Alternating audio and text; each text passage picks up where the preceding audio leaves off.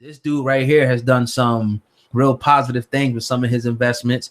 And I think that, you can just take it as inspiration and follow suit. But I want to bring this question up to you, Sam, man, because it's just ringing in my mind. And it's the Dame Dash question. Okay. Because we see that it seems like it's the total opposite with Dame. You got Jay-Z who's continuing to go and send. Every time you talk, he's making 200 million. He's close to $1 billion. Now he's over $1 billion. And it seems like everything with Dame is child support, this, that, and, just a whole laundry list of negative things. Is the whole independent mindset that Dame Dash, was preaching, is that kind of overrated? Is that even, that's not the word I'm using, overrated. The word that I mean, is it even really realistic to be independent the whole way through? Or do you sometimes have to partnership? Because Jay-Z made a lot of partnerships with a lot of people, even though he did some things independently. So what do you feel about the whole independence now, the guy that's preaching it, and somebody who did a lot of partnerships and really didn't go independent the whole route? How do you feel about that now? I think it's a valid question, because you have to look at your net worths and how much money that you have and what you're worth. You can't just go out with somebody saying, if a nigga's telling me that he is the best businessman and we should do it like this, and he ain't worth nothing, I'm not listening to him. I'm listening to the guy who's worth $1 billion. Yeah. What do you think about that? No, I think it's you bring a great question on. And when I feel like, and I hear the word independent, I think of independent minded, which means I am free to make whatever business decision with whoever I so choose, and ultimately have control to end that decision or not end that decision. I am in control. No one is in control of me or what I have going on.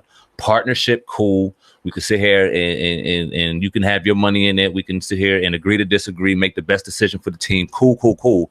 If we so choose. But you will not have final say in anything I have going on, and that's my choice. That's great. Right. When I hear Dame Dash, and I've always thought this, because and especially as time is going on, I don't want people to start taking away from the message because of the messenger. Because Dame Dash is respected right here on this podcast, even though as of late we've questioned a lot of his methods and a lot of his moves. Just have to be honest, and that hurts us to say, because we've been fans for 20 fucking years of his brother. Fact. So gotta question that. But when you look at how he comes about it, I think sometimes he comes off a little braggadocious and unrealistic, because behind the scenes he understands the power in which you have to have proper partners. Even though you may hear him say being independent and hear him saying doing this, we also heard him apologize because of word on the street he had to go through Lior to do his network. So I don't know if that's a fact. I'm not sure how accurate it is. It is on YouTube. There you go. So just be a little more honest. Right. And I'm not saying just be a little more clear when you spread the message of independent minded 100%. You trying to create a network on your own when you know damn well, first off, you don't have the capital to do so. Second of all, your competitors will eat you alive. It's not realistic. Right.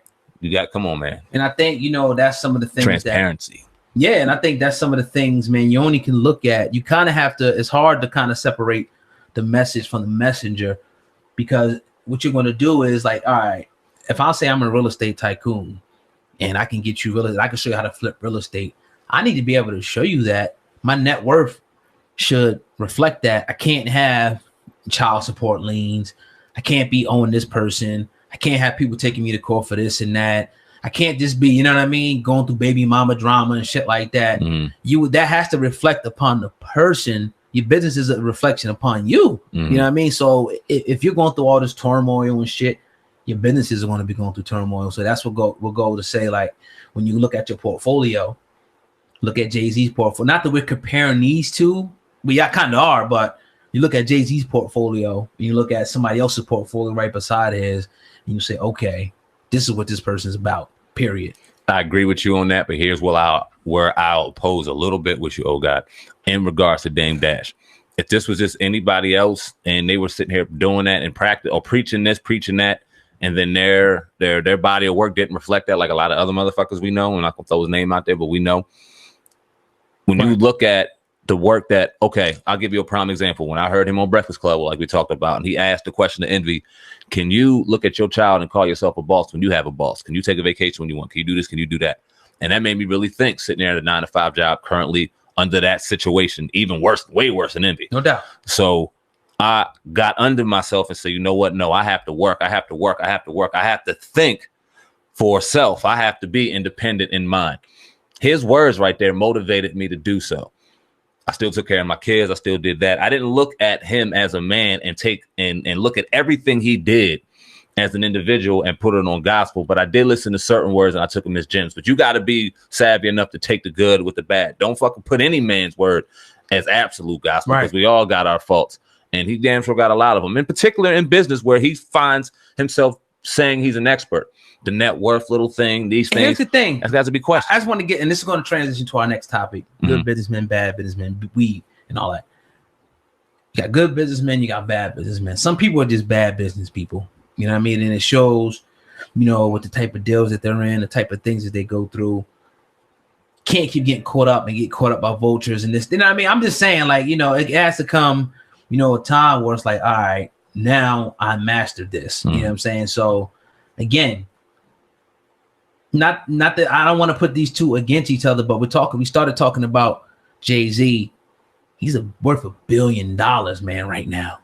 $1 billion. And he did it independently, pretty much, because all this stuff he was going and he was buying, he was partnering up with little shit like that. But ultimately, you know what I mean? Look at the way his net worth grew. Man, he ain't no partner with that $1 billion. That's his motherfucking $1 billion. That's what I'm saying. Whether he had to get, however he had to get there, that's his motherfucking $1 billion. That's his. Now Beyonce's, even though she might have a little say in it, but that's about fucking all them babies, and that's all. So how can you ever question that? You can sit back and go, "Oh, I'd rather have a hundred." Shut the fuck up. You'd rather have $1 billion, right? Independently being able to sit there and do what you want. Now, in the comment section, which I've been paying less and less attention to, and that's no disrespect to anybody out there, you're going to hear he had to take it in. He had to do this. Oh, he's the devil worshiper. Can we just give this brother some credit real quick? I don't give a fuck who you know how many people from Marcy projects or from this project, from these woods right here, would love to sell their soul for $1 billion, for $100,000, for 25 bands. It's not that easy. Yeah. It's not that easy. He had to work, and obviously you see that he made wise decisions with his money, period. Some people make good decisions with their money. Some people make bad decisions with their money. You know what I mean? People who had damn near hundreds of millions of dollars. They put them in certain places where it could grow. Certain people, the guns and the butter talk, we know about, you know what I mean, on Baby Boy. Simple as that, you know what I mean? Look at Jay-Z's portfolio. He's buying artwork for $4.5 million. He invested in Uber that grew. You know what I mean? You're not talking, it's just a difference, you know what I mean? Even though, but you go to the other side, what you got? And you got to compare the two. What you got? You got to compare the two. It's like me and you. We sitting there going through movies, how much did those movies that the brother put out and all that, how much did, I mean, I'm just keeping it real. Just, you got to compare it. Go ahead, though. They didn't. I'm gonna answer your question. Not $1 billion. It's not about it getting $1 billion. But how did it perform? How are your business ventures performing? How did they do? Did they flop? All of them? Did they do well? We see what happened with Jay-Z's. He started investing a little bit too. I don't know if Dame Dash is in business decisions. What's his net worth? You look up Dame Dash's net worth? No, I did not. Go ahead. You look it up, man. Shut up. You care, nigga. I already know. I'll look it up. I ain't looked it up. Let me see. I know a roundabout. I know it ain't nowhere near that. And like I said, the comparisons are fair. That's like me and you. People watch us grow this and build this brand, and then for some reason beyond us, which ain't gonna happen, we break up and it's nasty. We'll always be compared if we split up. Always. And I mean, that just comes with the road. And people may be frustrated. You don't hear Jay-Z talking about it. People approach Dame about it. He gets upset, but it is what it is, man. I got it. WealthyGorilla.com has Dame Dash's net worth last updated in 2019 at $2 million. That's what Lee Daniels gave him. Did he? He gave him $2 million. Oh yeah, he did. You're right. So his net worth is $2 million now. I don't know if that's the one. Don't tell me I'm pocket fucking catching. But what was it before? I want to know what it is. All right, so I'm gonna go down the list. Here's some of Dame's movies. He had Paid in Full, 2002. Great movie. He had Death of a Dynasty, 2003. State Property 1 and 2. Fresh Dressed. Movie. Never seen that one. Honor Up. I love the State Property. Yeah. Movies. Obviously, we know he has. I think he said he had a stake in Rachel Roy. I don't know how that is right now. But it is what it is, though. You got a problem with Dame Dash now? Oh God. Not at all. Okay.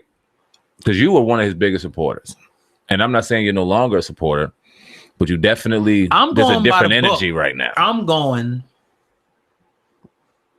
because remember we read the book, The Culture Vultures. We did, and what he was saying in the joint, you know what I'm saying? He was going in on like the industry, and he, you know, how pretty much that Lior kind of coerced Jay into doing this and the whole independence thing, but I don't know, man. You feel lied to.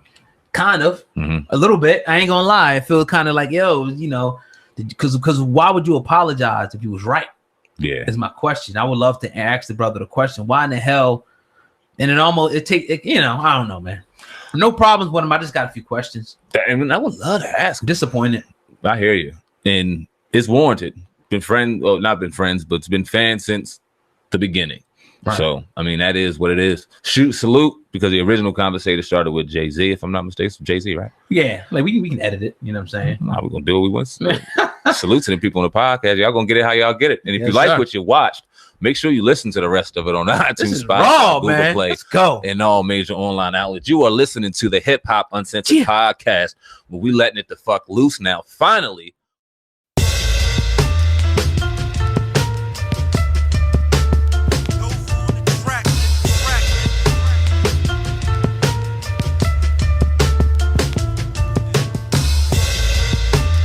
truth uncensored, my whole network viral. 12 and a half get you a quarterback. I got them shits flying like spirals.